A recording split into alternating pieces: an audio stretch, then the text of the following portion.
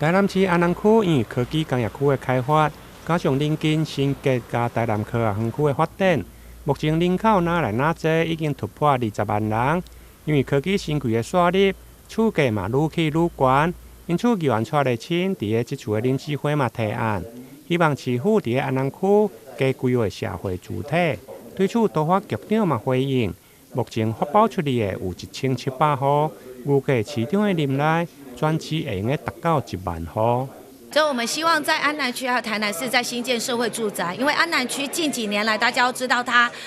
大量的这个科技人口还有外移人口搬进来，那导致房价这几年是飞涨，那反而是都科技新贵来我们安南区买房，结果安南区在地的人他如果买不到房，这反而是造成一个排挤，所以我们希望政府可以在安南区做一个先期规划，毕竟安南区目前来讲还是幅员比较广大，如果你提前规划社会住宅的话，那之后才能提供我们在地的居民来购买这个，而且可以照顾到我们的弱势。那目前呢，在安南区规划了1000多户，那我想安南区已经20万人口，它很明显的这个还是不足，所以希望政府还可以再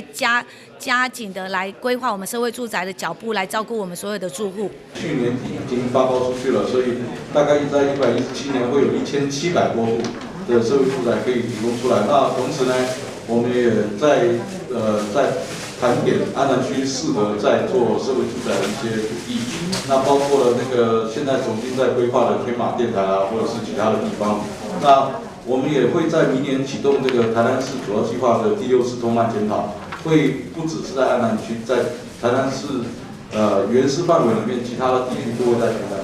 盘点。我们预计希望说在市长任内能够达到1万户以上的这个，就是全台南市，包括有将近1万户，超过1万户的社会住宅，所以这个部分我们会持续来努力办。其他提案有关的，还有文化局加观光旅游局的部分，包括杨辉纪念馆户外舞台的修缮，加渔光岛建设相关的游憩设施，委员会嘛拢照案来通过。